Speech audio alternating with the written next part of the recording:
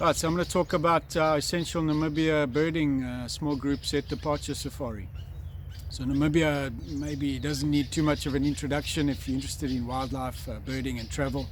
It's a lovely country, obviously very dry, arid for the most part, but beautiful, absolutely incredible scenery and some nice birds as well, nice range of birds. The near endemics, sorry, the Turco is stealing the show here a bit.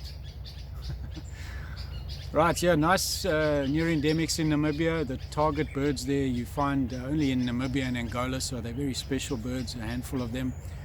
Some great wildlife as well, of course, Etosha being one of Africa's great parks. So we're going to see all the main areas on this tour. We start off in Windhoek, the capital city up on the central plateau, and the next morning we head out early on an incredibly scenic drive down through to the Namib Desert.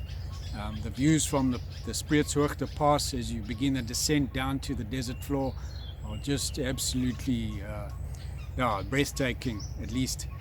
So yeah, then we head all the way through to the Sossusvlei or Sesriem area, where we spend 2 nights, and on our full day head through to Sossusvlei and the incredible dunes. The target bird for the day there is Dune lark, but it's often the scenery that takes the show. It's just absolutely stunning there. Great introduction, one of Namibia's classic spots. After 2 nights there, we got a long but scenic drive through the Namib Desert to the coast, where we spend 2 nights at Swakopmund.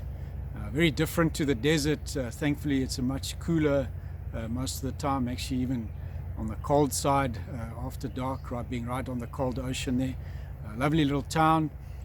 Some great restaurants, etc., and we'll spend time exploring the area. Great for waders and waterbirds.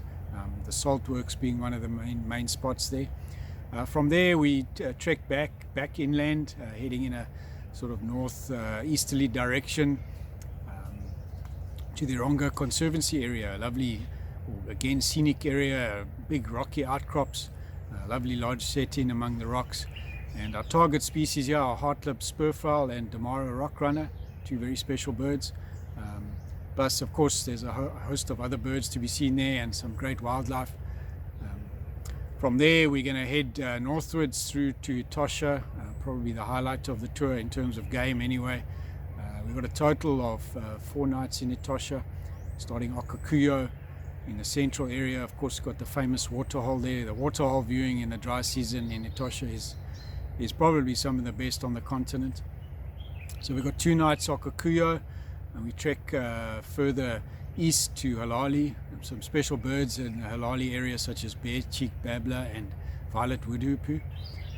From there through to Namatoni on the far eastern side for a final night, and then we trek down to the Waterberg Plateau area, where we end off with 2 nights looking for species such as Bradfield's hornbill, Ruppel's parrot, violet woodhoopoe, etc. Damara rockrunner as well. And then from there back through to Windhoek to end it all off. So pretty much a classic Namibian birding safari. Also great wildlife. I mean, we do on this trip we focus a little bit more on birds than we do on the wildlife version. But if you're into either, you're still going to have a great time. And it's a wonderful all-round trip.